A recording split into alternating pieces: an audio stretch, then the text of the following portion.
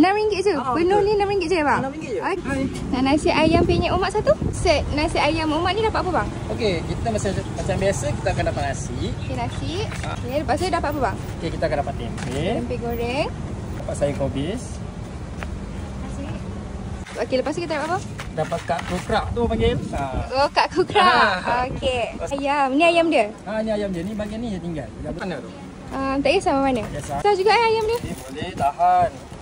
Sebab kita potong 8 kan? Penyetkan dia